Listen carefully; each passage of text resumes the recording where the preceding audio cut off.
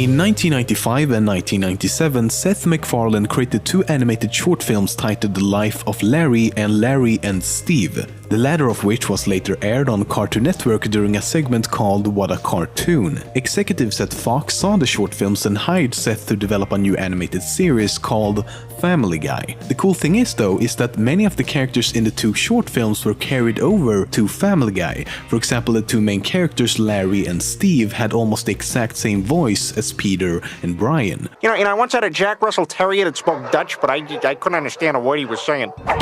Listen to me. If you don't get me out of here, I will be put to sleep.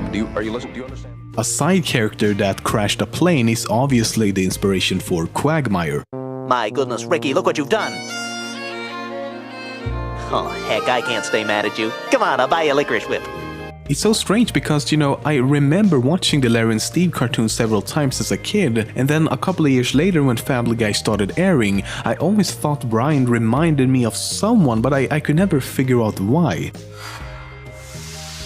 Every single episode has a phrase with the word hell in it, and most commonly it's in the form of what the hell. What the hell's going on here? Oh, what the hell's wrong with you? What the hell are you doing in here? Who the hell lives here? What the hell's going on here? Oh, hell no!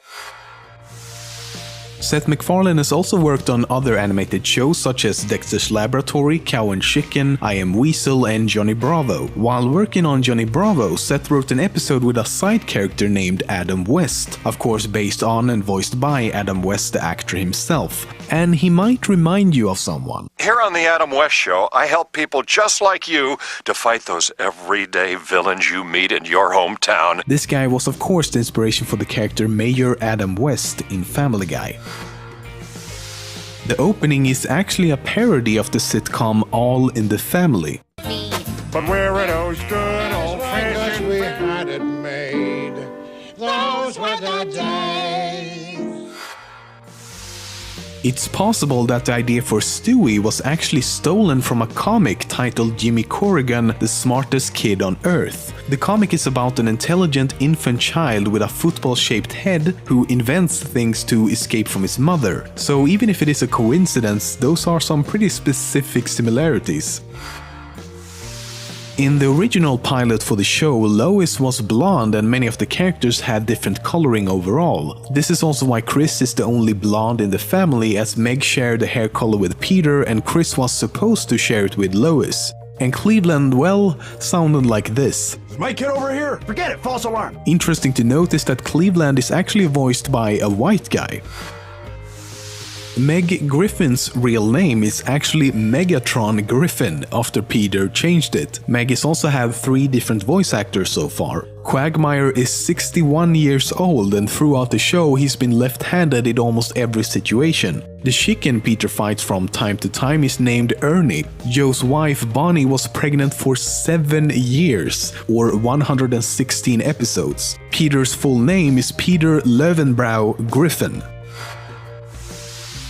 The pilot is the most viewed episode in the entire series with just over 22 million views. In comparison, the pilot for The Simpsons pulled in only 13 million. But ever since, the numbers have declined and the current season has had some of the lowest ratings so far. Then again, the show has been cancelled and resurrected 2 times before, so what ends up happening remains to be seen. Unlike the uncertainty surrounding the location of Springfield in The Simpsons, the fictional city Quahog in Family Guy takes place in Rhode Island. This is mostly because Seth went to college there. Quahog is also the name of a clam commonly found in Rhode Island and is the reason the bar in the show is named the Drunken Clam.